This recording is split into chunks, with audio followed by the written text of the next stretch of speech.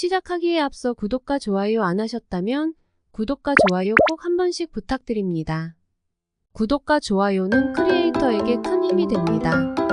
제게 큰 힘을 주셔서 감사드리며 바로 시작합니다. 토트넘은 11일 솔로몬 영입을 발표했습니다. 토트넘과의 계약 기간은 2028년까지 5년입니다. 지난 시즌 풀럼에서 임대 활약을 펼쳤던 솔로몬은 프리미어리그에서 활약을 이어가게 됐습니다. 샤크타르 도네츠크가 원소속팀인 솔로몬은 러시아의 우크라이나 침공으로 인해 팀을 떠나야 했고 국제축구연맹은 솔로몬의 샤크타르 도네츠크 계약 해지를 인정했습니다. 풀럼은 솔로몬 완전 영입을 원했지만 토트넘이 솔로몬 영입에 성공했습니다. 토트넘에 합류한 솔로몬은 지난 시즌 풀럼에서 24경기에 출전해 5골을 터뜨렸습니다. 지난 2019년 1월 샤크타르 도네츠크에서 활약을 시작한 솔로몬은 샤크타르 도네츠크에서 106경기에 출전해 22골을 터뜨렸습니다.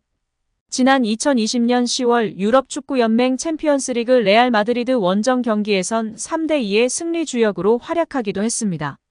23살의 솔로몬은 지난 2018년 이스라엘 대표팀에서 데뷔전을 치른 후 A매치 35경기에서 7골을 기록 중인 장래가 촉망받는 이스라엘의 아자르로 불리고 있습니다. 토트넘에 입단한 솔로몬은 토트넘에 합류하게 되어 기대된다. 토트넘 같은 빅클럽으로 이적한 것은 나에게는 꿈이 이루어진 것이다. 토트넘은 모든 것이 최고 수준인 클럽이다. 모든 축구 선수는 토트넘과 같은 클럽에서 뛰는 것을 꿈꾼다고 발언했습니다. 이어 그는 손흥민과 선의 경쟁을 펼칠 것에 기대된다. 그는 월드클래스이며 그와 함께 훈련하고 성장하여 그와 선의의 경쟁을 펼치고 싶다. 그의 레벨에 도달하는 것이 나의 목표일 것이다. 앞으로가 기대된다. 고 소감을 전했습니다. 토트넘은 솔로몬 영입과 함께 올 여름 이적시장 선수 영입을 이어갔습니다. 그동안 임대 활약을 펼쳤던 공격수 쿨루셉스키와 측면 수비수 포로를 완전 영입한 토트넘은 미드필더 메디슨과 골키퍼 비카리오 영입에 이어 솔로몬까지 영입하며 다양한 포지션에서 전력 보강을 이어가고 있습니다. 토트넘은 지난 시즌 프리미어리그에서 8위를 기록해 2010년 이후 처음으로 챔피언스리그 등 클럽 대항전 출전 자격을 얻지 못했습니다. 토트넘은 오는 18일 호주 퍼스에서 웨스트햄 유나이티드를 상대로 프리시즌 첫 경기를 치르는데요. 프리시즌 기간 동안 동남아시아 투어도 진행하는 토트넘은 레스터시티, AS 로마, 샤크타르 도네츠크 등과 맞대결을 펼친 후 다음 달 13일 브렌트포드를 상대로 개막전이 예정되어 있습니다. 한편 최근 손흥민 선수의 리버풀 이적설이 터지면서 크게 화제가 되고 있습니다.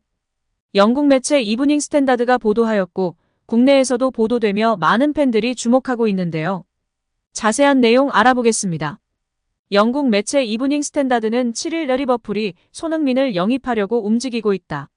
리버풀의 핵심 공격수였던 호베르투 피르미누와 재계약을 하지 않았다.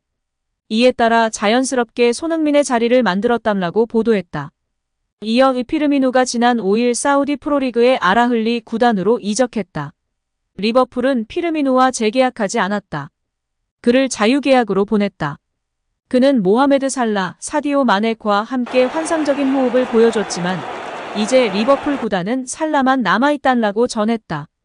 그러면서 보이르겐 클롭 리버풀 감독이 손흥민을 영입해 살라와 손흥민을 득점 1위 듀오로 만들려고 한다. 클롭 감독이 손흥민을 영입하려는 의지가 강하다. 다니엘 레비 토트넘 회장도 이적료로 6천만 유로 약 857억 원만 제시하면 손흥민의 이적을 허용한다는 결심을 굳혔다. 이미 리버풀은 그의 이적료로 6천만 유로 준비를 끝마쳤다. 이제 손흥민의 선택만 남았담라고 말했다. 손흥민의 주 위치는 좌측 윙어이며 중앙으로 이동해 연계하거나 직접 슈팅을 가져가는 플레이를 선호한다. 상황에 따라서는 오른쪽이나 중앙 공격수, 세컨드 스트라이커 위치도 가능하다. 그의 장점은 수비 뒷공간을 파고들 수 있는 속도와 가속도, 양발을 활용한 강하고 정교한 슈팅이다.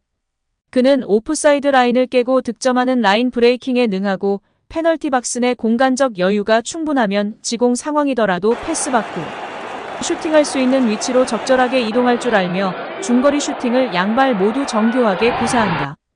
고 보도하며 많은 팬들의 기대감이 높아지고 있습니다.